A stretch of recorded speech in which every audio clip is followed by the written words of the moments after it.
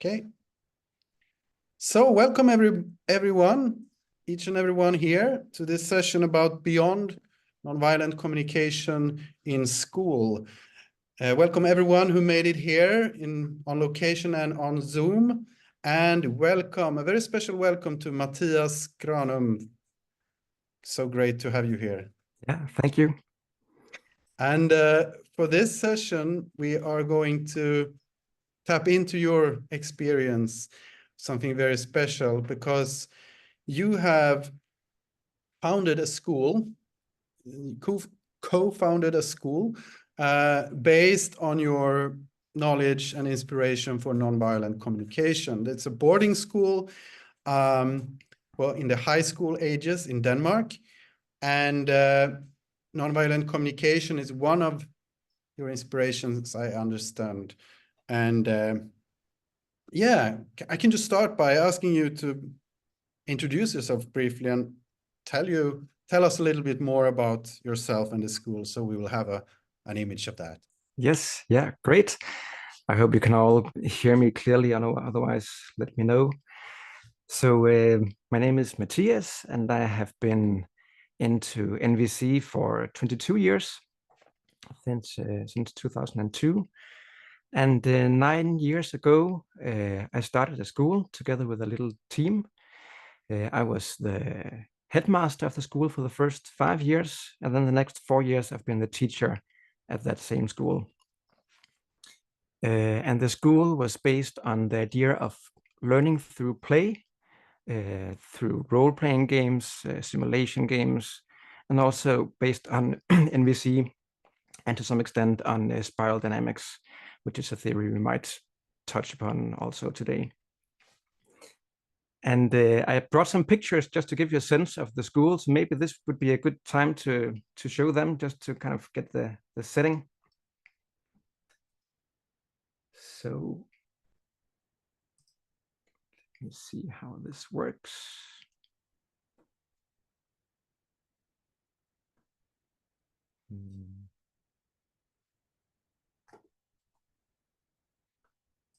Just give me a second here. A small teaser on something we might see more about later.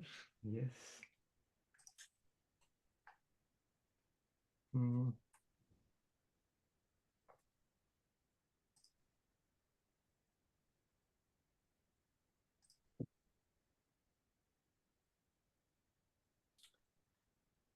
I know that there is a beautiful picture of your school at the Facebook event, the banner, and also, so I have seen it at least on picture.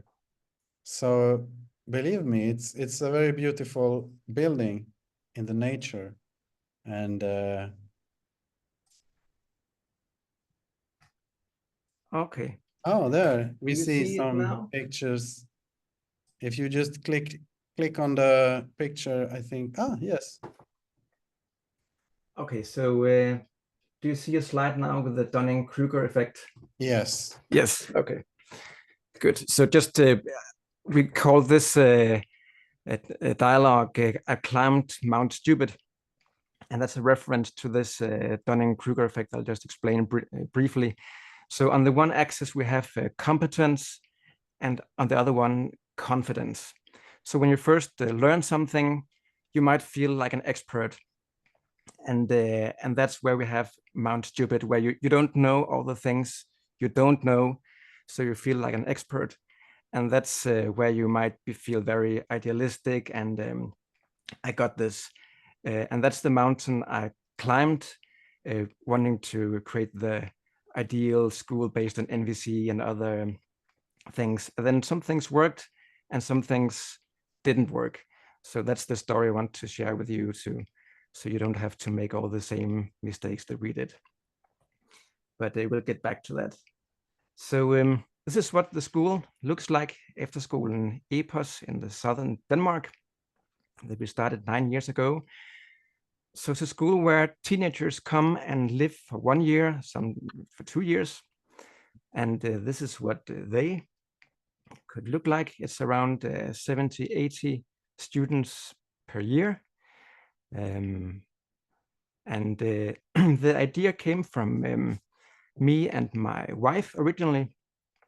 And then we gathered a team of people. This is the first staff you see here 10 years ago, just before the school started.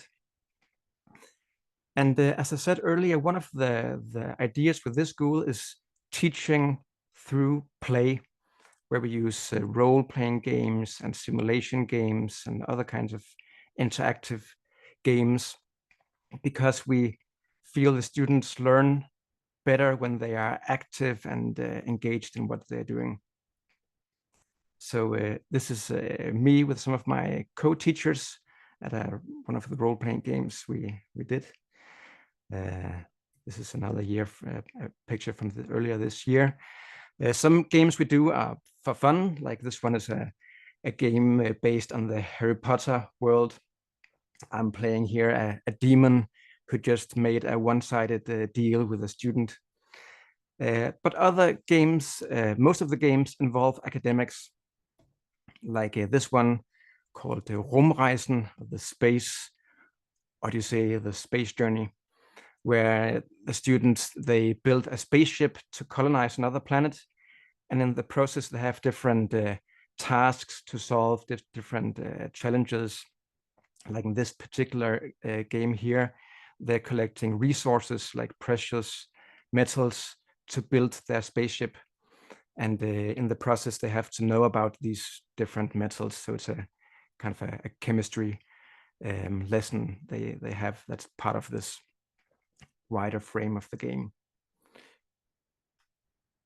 So that's just to give you a quick idea of what kind of school it is. I'm just stopping the sharing here. Yes. And if you want, we can talk more. There should be time for some questions in the end, so we can talk more about how to start a school and so on. Yeah, I think it was lovely to see, just to have those images and how to see, because I think it tells a lot about the ideas where you had, where one part clearly was learning through play. And as an old role player myself, I got happy to see this. Anyway, so going back to the NVC part, because you had already been into NVC for a long time. So was your wife and the other people, I presume, who were Some of them, yeah. Some of them. So can you tell me a little bit about how did you think that NVC would play a part? How did you bring this about into your school project? Mm-hmm. Yeah, so I first met NVC in 2002 when I read Marshall Rosenberg's book. And I was kind of struck by this sense that, whoa, this is brilliant. If I could learn to not take things personally and always respond constructively, no matter how other people spoke, that would be what kind of superpower that would be. And I imagined that if everyone in the planet just read this one book, there would be instant world peace. So I was eager spreading NVC. I had this video with Marshall Rosenberg that I think I watched between 20 or 30 times because I showed it to everyone who showed just the least interest in the matter. And then at some point I wanted to get involved with the broader NVC community. I was part of the first organizing team for the first European NVC festival in 2004. And we are incidentally hosting the next one this summer here at Epos, at this school that we're talking about. And getting involved with the NVC community, I learned that reading one book or even attending one or several workshops doesn't solve all conflicts. In fact, even it appeared rather the opposite, that at the NVC festivals, there were so many conflicts about things I would never have imagined one could have a conflict about. Like the kind of conflicts where you spend half an hour discussing like 100 people whether or not to have a window open or closed in the community room. Like that kind of discussions, there were so many of those. And I was like, I was baffled, like, how come that all these nonviolent people have all these conflicts? So I learned that NVC, being a brilliant tool for some things, wasn't the tool to solve all things. And one theory that helped me put NVC into a wider context is the theory of spiral dynamics, which we could also go into if you are interested. So yeah. So briefly, yeah, it's basically that we have a development in different stages, and at different times in our lives or as a society, we kind of focus on some values, but maybe to the cost of neglecting some other values, perhaps. Yeah, it's kind of like this old saying: if you have a hammer, all problems appears to be a nail. Or in this context, if you have an empathy tool like NVC, all problem appears like someone needing empathy.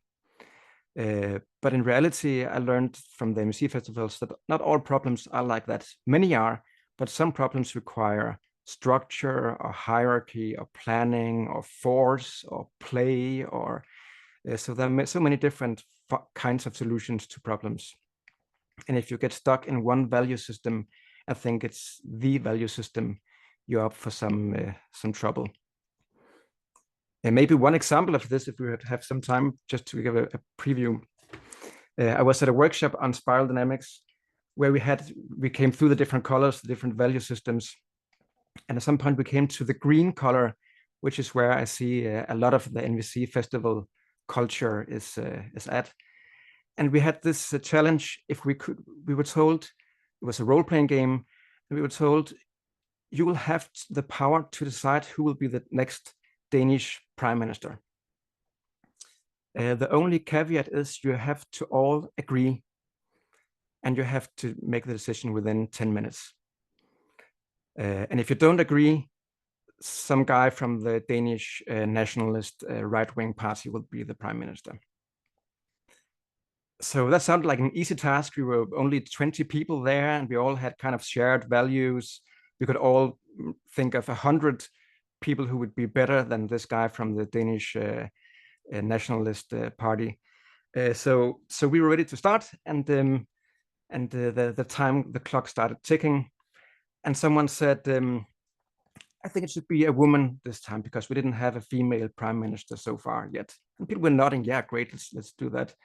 And people started coming up with suggestions, and many good candidates came to the table. At some point, someone said, does it have to be a woman? It could also be a man. And just to cut a long story short, after 10 minutes, it was just a mess, and we hadn't made a decision. And according to the game, the power went to the Danish nationalist party. And that experience of that workshop kind of mirrored my experiences from the NVC festivals, that we can be so inefficient making decisions, and we need some structure to fit NVC into, so NVC can do what NVC is good at. And that was kind of the vision for the school, to see, can we find a structure where we can have different values, and NVC could be part of that. So there were some hints already from the start that we will have some other ideas, but about your background, did you have any other experience, in school, in the school world before? Yes, I had some teaching experience at another boarding school as a part-time teacher, but not a lot really. It was 2 or 3 years with a part-time job in that world. And then I'm trained as a music therapist, so I've been working mostly with the children, using also music and games and some role playing, but with much smaller children. And then I had been running camps on role-playing games for youth. So that was kind of where the experience of the impulse came to make a school based on role-playing games. Okay, so how did it, given that you started out and you brought this nonviolent communication ideas with you, how did it manifest in the start at the school, and how the structure and how it informed the school? Yes, so the first so the first climb of Mount Stupid was thinking, let's make the school like an NVC festival. Although I said something about what didn't work at the festivals, I generally love the NVC festival and the open space format, the format where everyone chooses what they want to learn, giving a lot of freedom and having the passion drive the learning. So in the beginning, we didn't take a protocol. We didn't check if all the students were there.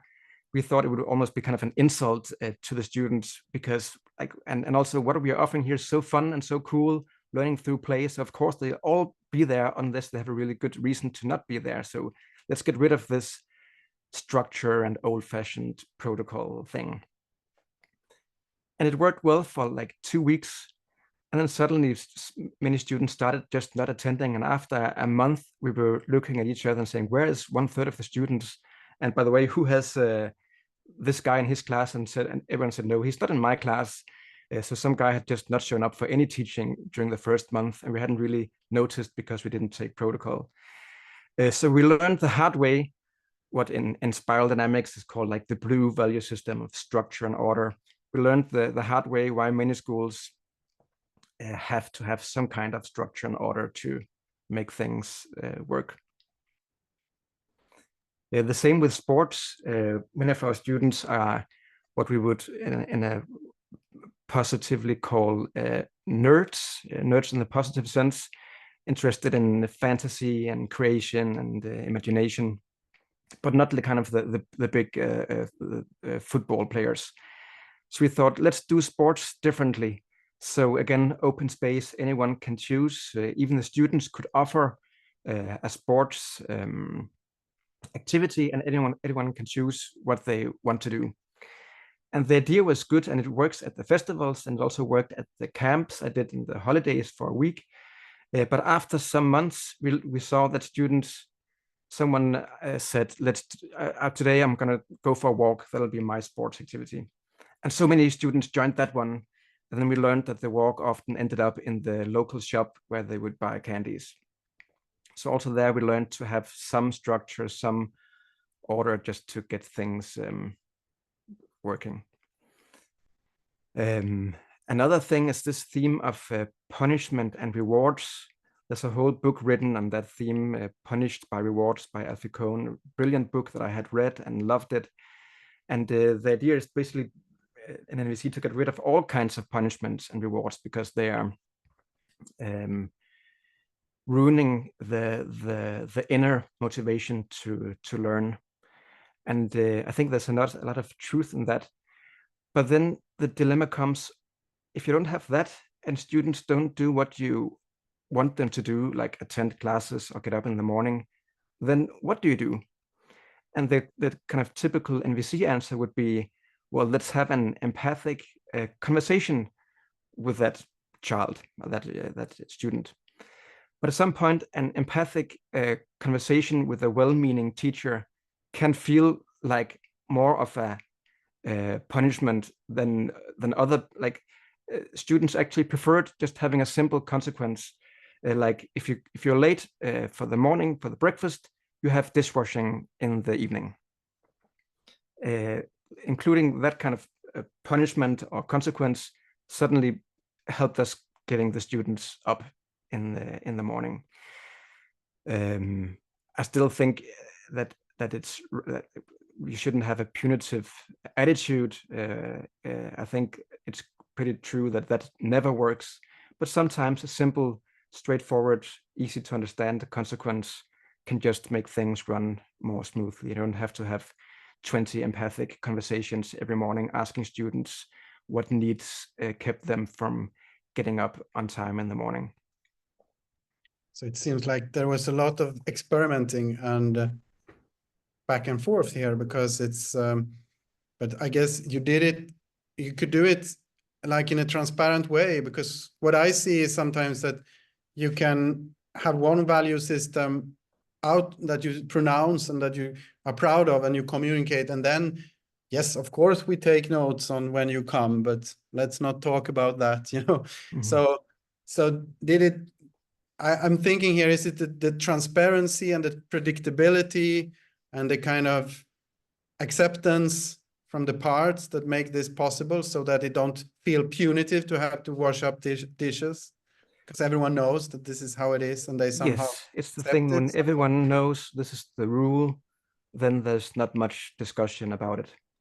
It can be hard to change the rules during a school year, but then at the start of the second year, we were quite good at making all the rules clear to begin with, so there was a clear structure.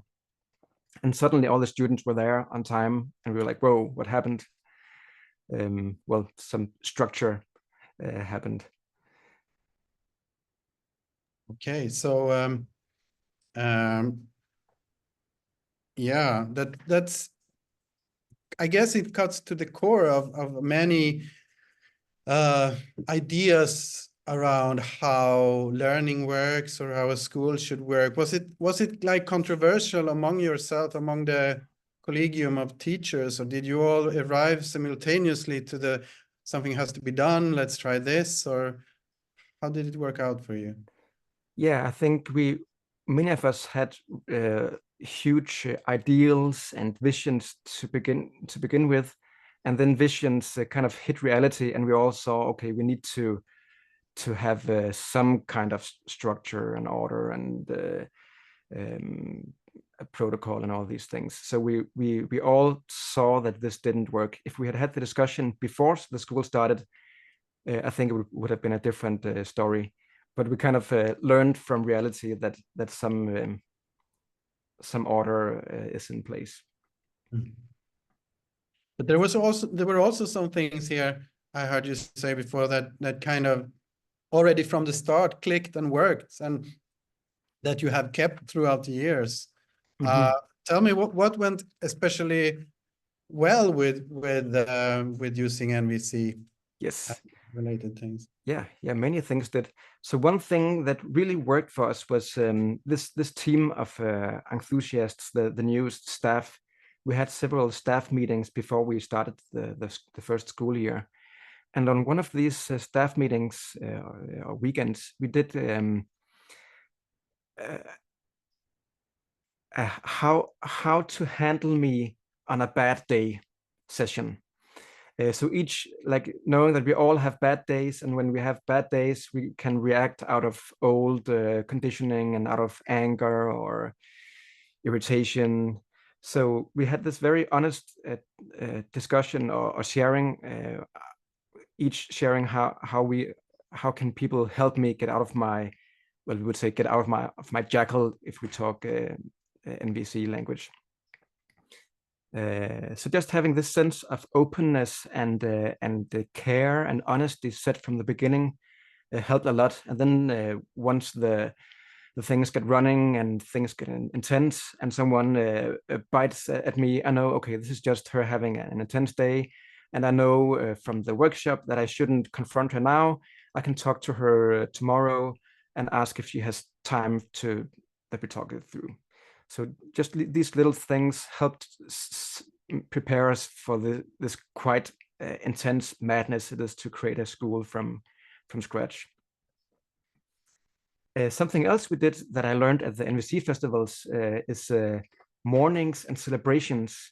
Or at the school, I don't know if you all are familiar with that concept, but at the festival, you typically end the day by sitting in a big circle, and you can all share the things you celebrate, the things you appreciate about the day and about others, what others did to contribute to your day. And you can also mourn about things, share your sadness about things that didn't work out for you. In this school context, we rephrased it to highlights and appreciations. We left out the mornings because we didn't believe that would work in this context. But the highlights and appreciations really worked.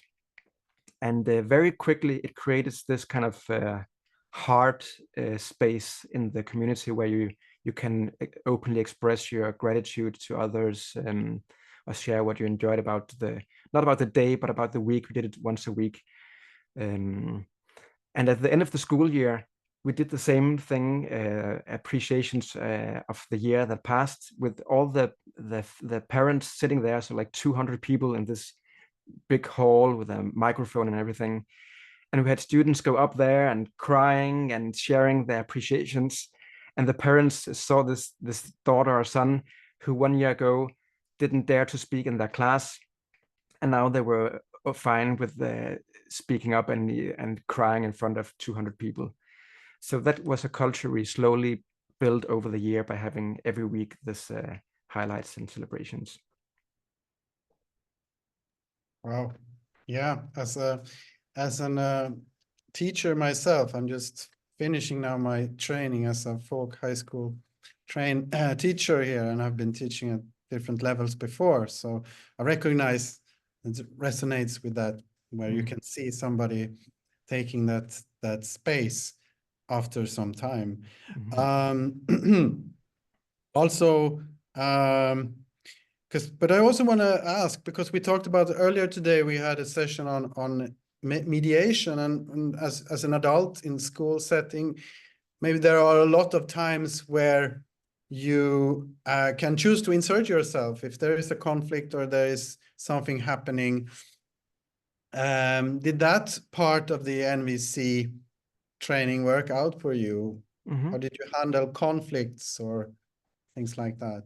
Yes, I had that experience of a teacher coming to me with the two students that had a conflict, and then asking me as the headmaster to handle it. And there it was brilliant to have NVC skills. I remember one situation where one student accused his friend of having stolen something from him, a kind of a Nerf gun or some kind of a play gun. And that's a hard situation to handle, because like who's lying here, and it's a serious accusation, and what do you do? To go and search the room, and what if you find it having used force? How is that going to affect their friendship? So in this situation, it was great for me to know that I don't have to decide who's lying and who's right. I can just sit back and listen and help them to listen to each other. So basically just did a NVC mediation and asked one guy to listen to the other and vice versa. And after maybe just 20 minutes or half an hour, the guy who was accused of stealing said, "Let's go and see if we can find this gun together." And they went to search, and within 1 minute, they found it hidden, lying out on the grass. So it was quite apparent to me that probably he had stolen it and hidden it, but he made it look like, "Oh, I just found it for you." So that way he was maintaining his face. His friend probably knew that it was stolen, but he also saw that let's call him the thief was willing to give it back, and that solved the situation better than if I had kind of forced through a search operation. So there were clearly a way to kind of to shine for the NVC methods there. So another thing that we talked about earlier, this event we have on Friday, is to kind of create a literacy of feelings and needs. I'm curious now, was this also part of your curriculum to kind of, because at the start for someone it can be, how are you feeling? Good, bad, hungry, or maybe sleepy as well, could be, especially for teenagers, feelings that are present. But did you go about with this need literacy as well? Yes, I did that at the second year, maybe also the first year. I actually showed them this video of Marshall Rosenberg that I talked about earlier, the one that I've showed like 30 times to different people.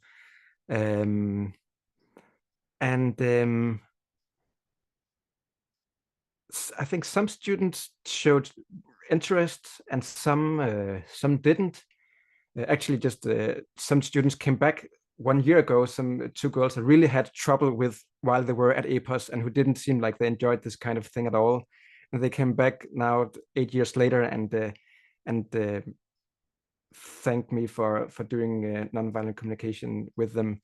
And they had used it later in different situations. But at the time, it didn't feel like they were hungry to learn NVC.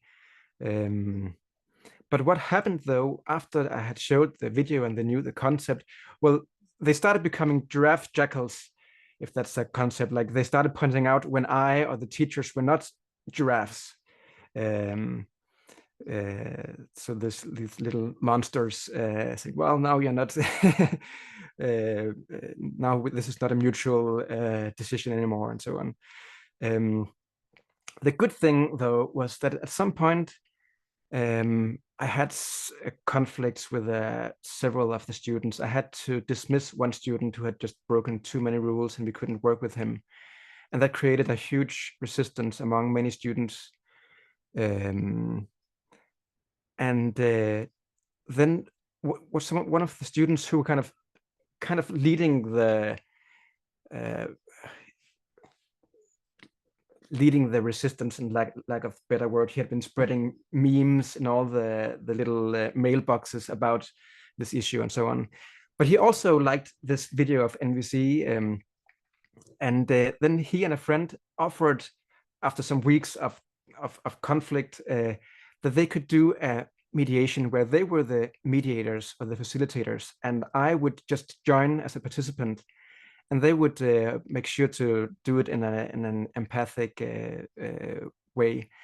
And I accepted the challenge. And then the idea was they took up different topics that the student body disagreed with the teachers about. It could be mobile phone rules, or how we enforced our rules in general, or different topics that were kind of alive in the students. And then these two guys said, this is not about finding out who's right. This is about having a space where we listen to each other. And they have different ground rules, like you're not allowed to shout, and they have this little list. And then we set up the session. It was voluntary to attend, but maybe 20 or 30 students attended every time. Sometimes we did it out on the grass if it was summer. And we made a lining up. And then they asked who I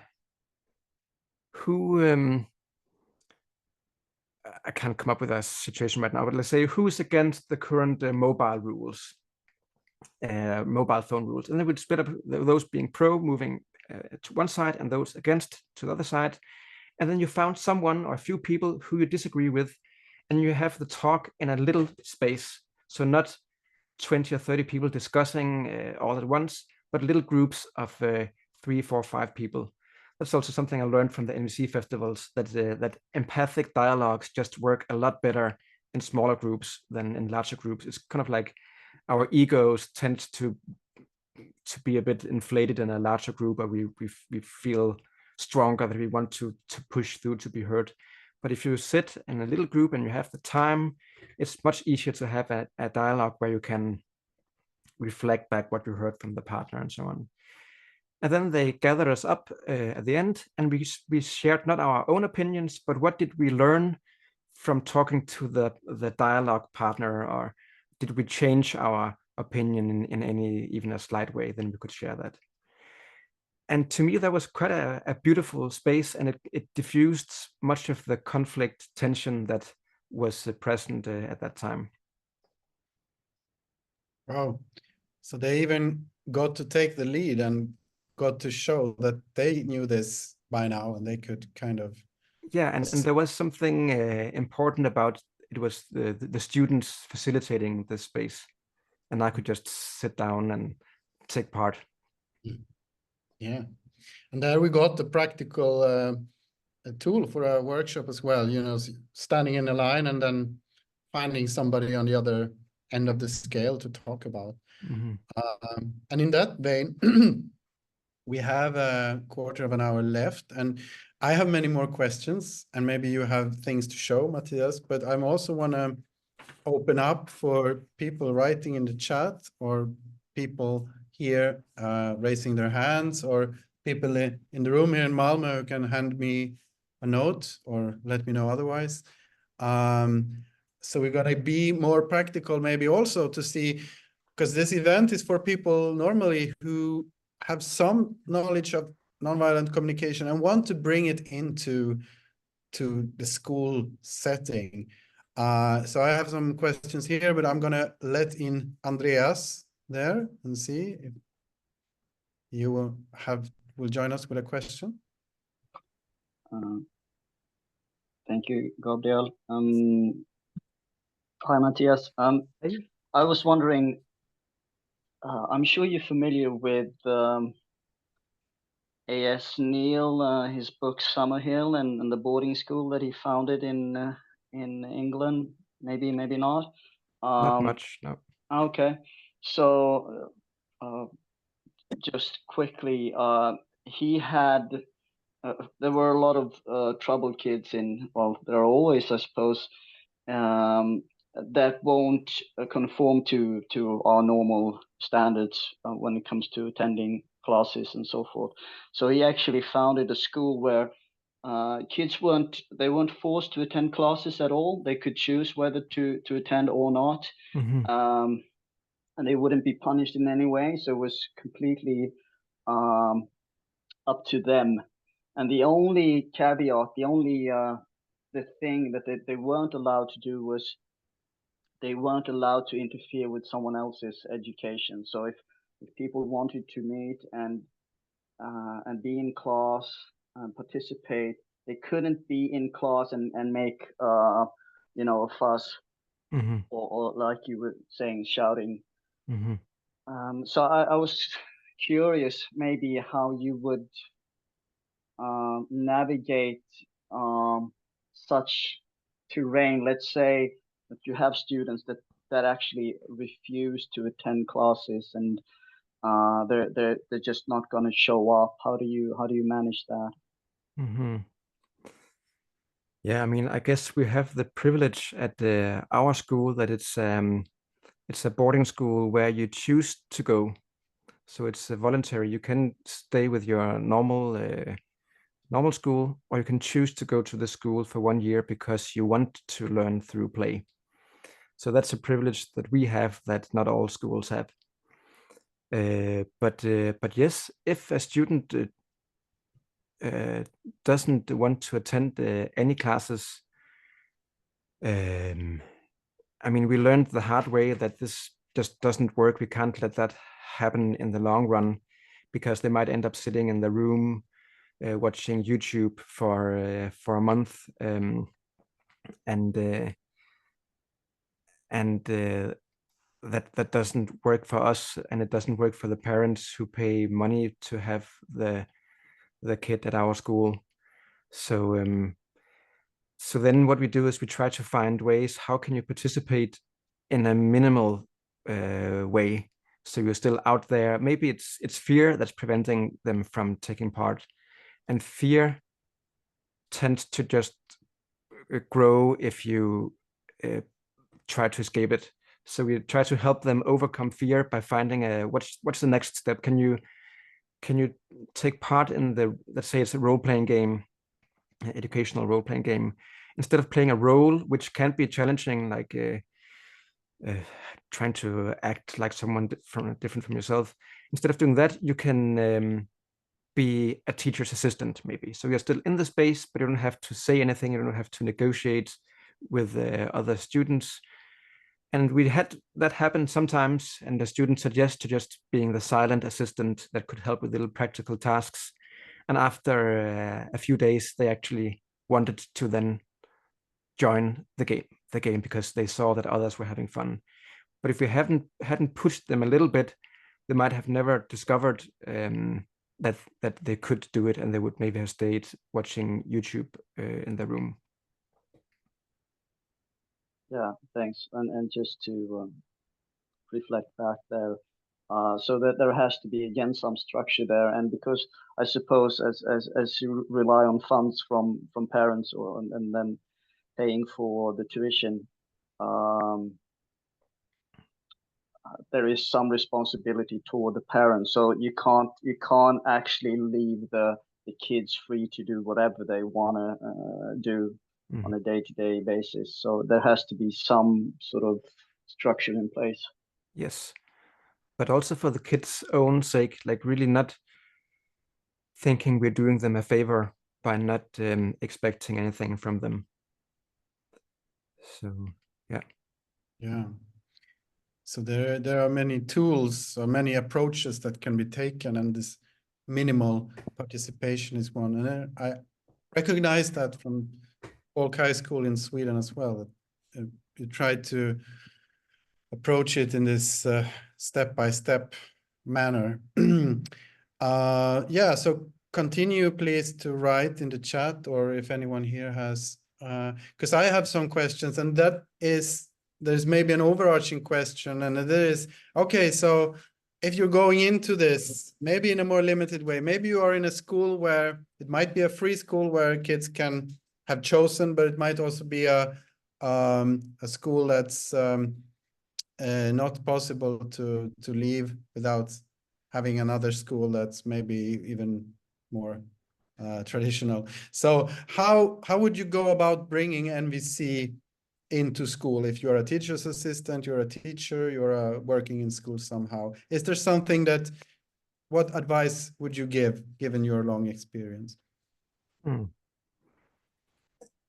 Yeah, I mean, I guess it depends on what you want to achieve. Something that works at my son's school, they don't call it NVC, but they train some students to be what do you call it, frikvarter, in the excess time mediators. So some of the older students learn how to mediate conflicts among the younger students. And what really works about that is that it's empowering for the students. They get the responsibility, and that's something that almost always works well. Like students just grow when they're given real responsibility. So that's kind of an easy or like a low hanging fruit to go for if you want to have some NVC in the school. So to work with real responsibility and to kind of give, we heard that as a topic, as a theme here, because also when there was a conflict, it was possible for students to facilitate. And I see here in the chat also, Marushka, inviting them in recognizing the reason why they are not attend instead of just leaving them be. So maybe there is also the place for empathy there, which we kind of skipped over, maybe mentioning when we talk to them when they are not attending. Yeah, and the reason would often be fear of failure, and then you follow the philosophy of rather better sleep on the floor than risking falling out of the bed. And that can be a really hard philosophy to break. And sometimes empathic listening works, but I found that sometimes it works better to just be clear and say, well, at this school, we expect you to take part in the classes, but we can find a way of taking part that works for you. Yeah. But having expectations, I think, is not, we tend to be afraid of having expectations or demands in NVC. And I think that might be one of the blind spots of NVC, because sometimes I found it just works better than if you only had the empathic listening as a tool. Yes, it's a paradox to, it's wrong to talk about right and wrong. And then you're already in a paradox there. So can you be so clear with your requests so that people understand that it's practically a demand, but you don't want to make it a demand, but it's as clear and as coherent. That's the challenge. Yeah.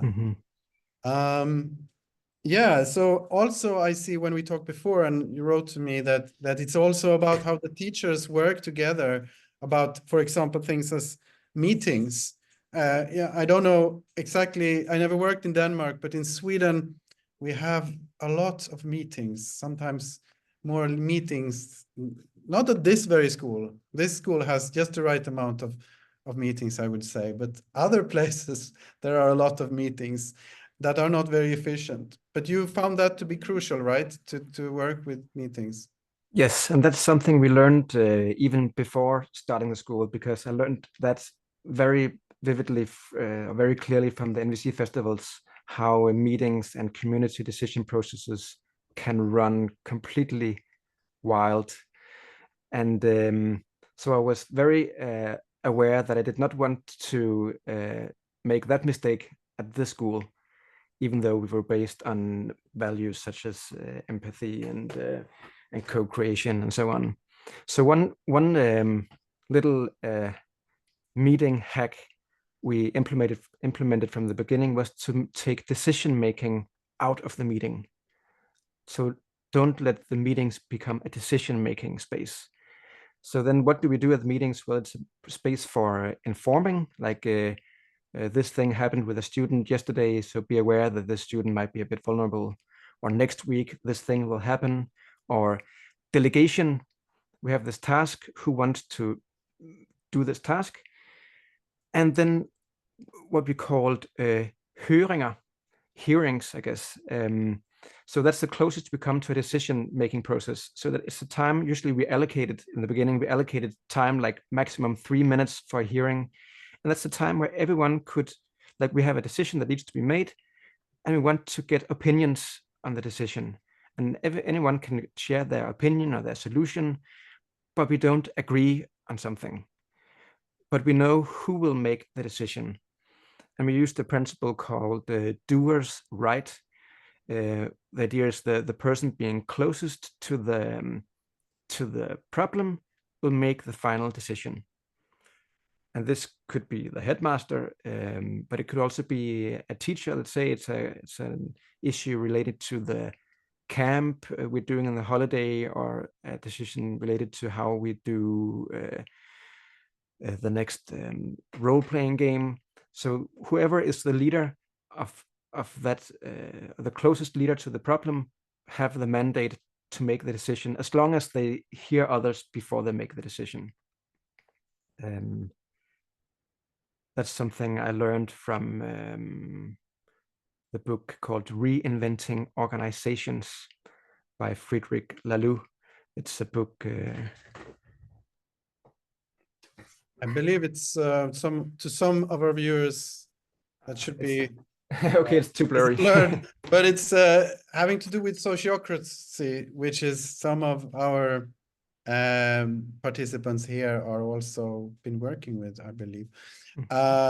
Yes, so our time is shortly running up, but Mathias, first of all, you have a beautiful homepage with the school. If people want to see more and learn more about it, would you like to share it in the chat for us? Yes, I can do that. Yeah. So and there's a little bit about the history as well and how it works, and it will be the site for the European NVC Festival this year, even though it's fully booked already. There will be an NVC Festival at the premises. I think we have a space or 2 left for cooks or kitchen ninjas, as we call it, people who will help a few hours every day chopping vegetables, and you can get a discount for the festival if you sign up as a kitchen ninja. Okay, so look out for that, for European NVC Festival. Google that and you will get there. Okay, anything short and sweet you'd like to add, Mathias, before we say goodbye? I think we went pretty much around the stuff I had on my little piece of paper here. So no, thank you. That was enjoyable. So thank you very much, Mathias, for telling your story and answering all of our questions. And thank you everyone who came here today, Friday, and especially right now and right here. And yeah, just see you again sometime and have a great day. Yes, you too.